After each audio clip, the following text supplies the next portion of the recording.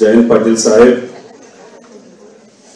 तसंच या परिषदेसाठी ज्यांनी मनापासून पुढाकार घेतला आणि आज इथं आपल्या सर्वांना बोलावलं अशा खासदार फौजियाताई खान, आवर्जून उपस्थित असणारे आमच्या सर्वांचे नेते अनिलजी देशमुख साहेब, त्याच्याचबरोबर ज्यांनी आपल्या सर्वांना अतिशय अभ्यासू वृत्तीने व तसंच काही महत्वाचे संदेश पण हसवत हसवत ज्यांनी दिले असे संजयजी आवटे. खरं तर त्यांना मला विचारायचं की तुम्ही 12 पाणी प्रेमाचे पत्र तिथे लिहिले आणि फक्त 1-2 नाही असे अनेक पत्र तुम्ही तुमच्या कॉलेजच्या मैत्रिणीला तिथे लिहिले. आज जर त्या समोर आल्या तर मला त्यांना विचारायचं की प्रेमामध्ये त्यांची PhD झाली का नाही. त्याच्याबरोबर ज्येष्ठ नेते एकनाथजी खडसे साहेब, आक्रमक नेते शशिकांतजी शिंदे साहेब, ज्यांनी आत्ताच आपल्या सर्वांना मार्गदर्शन केलं असे विद्याताई चव्हाण, रोहिणीताई खडसे, सक्षनाताई सरगर, आशाताई, तशाच बरोबर नरेंद्रभाऊ वर्मा, मैजी तपासे, भोसलेताई, हेमाताई पिंपळे, सीमाजी मलिक, उपस्थित सर्वच नेते, उपस्थित असणारे सर्व आमच्या माता भगिनी, पत्रकार बंधू आणि भगिनींना, थोडक्यात बोलायचं, जास्त बोलणार नाही. सर्व मान्यवरांची भाषणं मी इथं ऐकत होतो. ती भाषणं ऐकल्यानंतर थोडक्यात काही गोष्टी फक्त मी इथं सांगेन. इतिहासाबद्दल व सर्व महामानवांबद्दल मला माझ्या आजीने आणि माझ्या आईने लहानपणी गोष्टी सांगितलेल्या आहेत. माझ्या वडिलांनी सांगितल्या, आजोबांनी सांगितल्याच, पण आई आणि आजीने ज्या गोष्टी मला सांगितल्या त्या अजून सुद्धा माझ्या ध्यानामध्ये आहेत. कोणाच्या गोष्टी होत्या या? छत्रपती शिवाजी महाराजांच्या होत्या, जिजाऊंच्या होत्या, विश्वरत्न डॉक्टर बाबासाहेब आंबेडकरांच्या होत्या, पुण्यश्लोक अहिल्यादेवी होळकर, महात्मा फुले, क्रांती ज्योती सावित्रीबाई फुले, या सर्व महामानवांच्या गोष्टी या माझ्या आईने आणि माझ्या आजीने आणि माझ्या वडिलांनी तिथं मला सांगितलं, म्हणून आजपर्यंत त्या मला माहित आहेत. पण ह्या गोष्टी का माहिती असाव्या लागतात?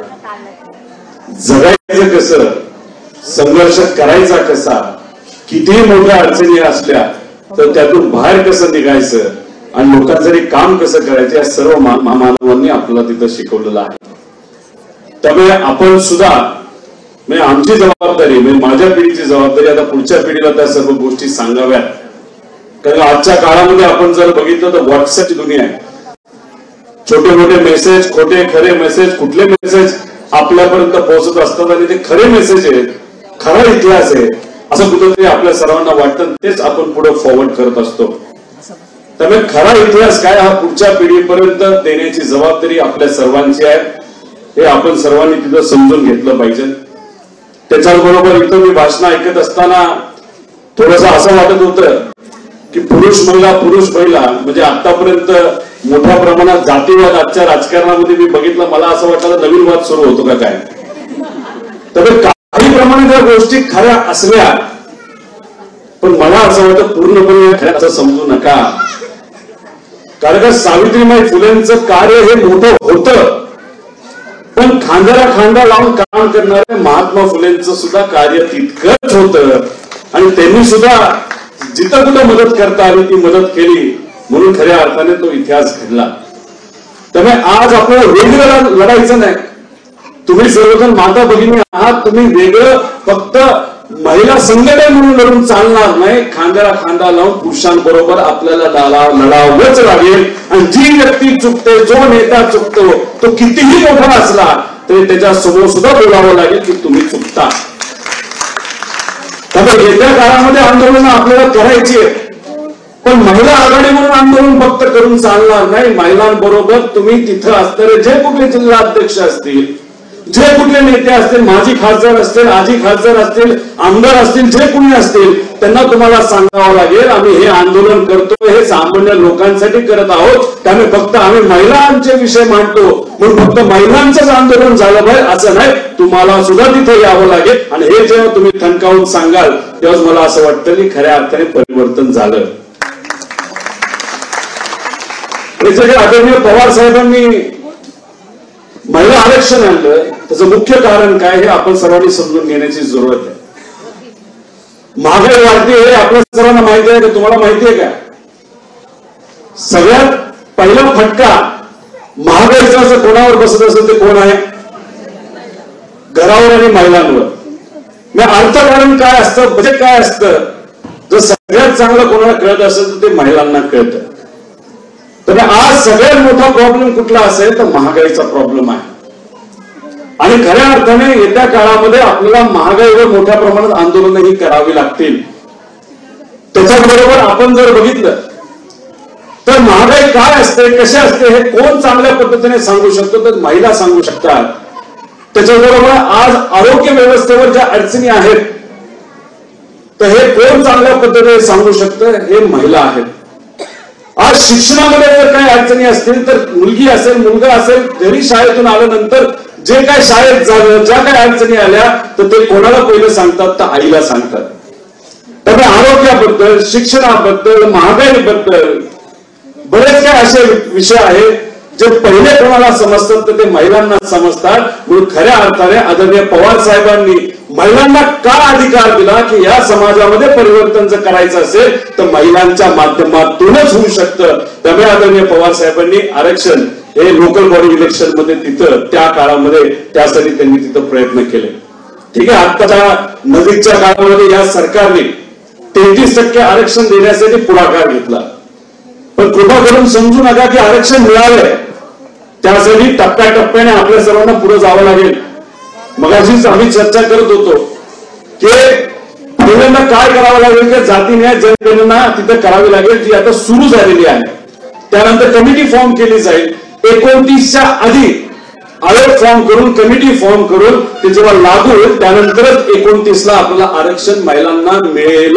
आणि त्यासाठी हे सरकार धीम्या गतीने चालू नये यासाठी तुम्हा सर्वांना लढा हा लढावा लागेल. म्हणून खऱ्या अर्थाने आजचा दिवस आणि आजचं हे जे काही बैठक इथं महिला आघाडी आणि महिला पदाधिकाऱ्यांच्या माध्यमातून घेतली. अतिशय चांगले महत्वाचे काही 2 विषय इथं मांडण्यात आले. त्याला आपण सर्वांनी पाठिंबा दिला हे सगळ्यात महत्वाची गोष्ट आहे. त्याच्याचबरोबर आदरणीय पवार साहेबांनी आपण जर बघितलं तर महिला आयोग पहिलं या देशामध्ये कुणी आणलं असेल तर ते पवार साहेबांनी आणलं. महिला आयोग काय करतं तर तुमच्या ज्या सर्वांच्या अडचणी आहेत, एखाद्या महिलेवर जर अन्याय झाला तर ती महिला कोणाला सहसा सांगत नाही. त्यामुळे महिला आयोगाच्या माध्यमातून त्या महिलांना बोलता येतं, सांगता येतं. आणि त्या महिला आयोगाच्या अध्यक्षाला खूप ताकद असते आणि त्या ताकदीचा वापर हा कोणासाठी केला जाऊ शकतो तर ते महिलांसाठी केला जातो. दुर्दैव असं की आताच्या काळामध्ये महिला आयोगाचे जे कोणी प्रमुख झाले तर त्यांनी काय केलं असेल तर दुर्दैवाने फक्त राजकारण केलं. त्यामुळे तिथं सुद्धा अराजकीय व्यक्ती येणं हे फार महत्वाचं आहे. आणि त्यासाठी जर आपल्याला लढा लढता आला तर त्यासाठी एकत्रित तो लढा आपण सर्वजण लढूया. त्यामुळे पवार साहेबांकडे काय होतं तर ताकद होती. पवार साहेबांकडे काय होतं तर पद होतं. त्या पदाचा वापर हा फक्त पवार साहेबांनी पक्षासाठी नाही तर काही ठराविक लोकांसाठी ते करू शकले असते. पण जेव्हा ताकद असते त्या ताकदीचा वापर हा सामान्य लोकांसाठी केला जाऊ शकतो हे कुणी दाखवून दिलं असेल नदीच्या काळामध्ये त्या आदरणीय पवार साहेबांनी महिलांसाठी आरक्षण असू द्या, डिफेन्स मधलं आरक्षण असू द्या, महिला आयोग असू द्या, महिला बाल कल्याणचा विभाग असू द्या, हे पवार साहेबांनी त्यासाठी पुढाकार घेतला. त्यामुळे पवार साहेब जेव्हा महिला विषयांवर बोलतात, खऱ्या अर्थाने पवार साहेब जेव्हा सामान्य लोकांवर बोलतात, शेतकरी कष्टकरी यांच्यावर बोलतात, त्यांना तो हक्क आहे. कारण पवार साहेबांनी दाखवून दिले की सर्वसामान्य लोकांसाठी लढायचं कसं असतं, त्यांच्यासाठी धोरणं बनवायची कशी असतात. कारण गेल्या काही वर्षांमध्ये आपण बघितलं तर धोरण कुठलं नवीन झालेलं हे तुम्हाला दिसणार नाही. जे काय असतील ते मलमपट्टी केलेली तुम्हाला दिसेल. जेव्हा हे घाबरलं सरकारमधले नेते घाबरले लोकसभेचा निकाल लागल्यानंतर मग त्यांनी विचार केला आता काय करायचं, आणि मग त्यावेळेस जर तुम्ही बघितलं तर लाडकी बहीण आठवली आणि लाडक्या बहिणीला 1500 रुपये महिना द्यायला त्यांनी सुरुवात केलं. जेव्हा विधानसभेचं इलेक्शन होतं तेव्हा तुम्हा सर्वांना नाही तर तुमच्या परिचयाच्या लोकांना ऍडव्हान्स मध्ये 2-2, 3-3 महिन्याचे ऍडव्हान्स मध्ये पैसे आले असतील. बघा आले होते का नव्हते आले? काही काही लोकांना 4500 रुपये अचानक आले, 7500 रुपये अचानक आले, 4-4, 5-5 महिने आधी देऊन टाकले.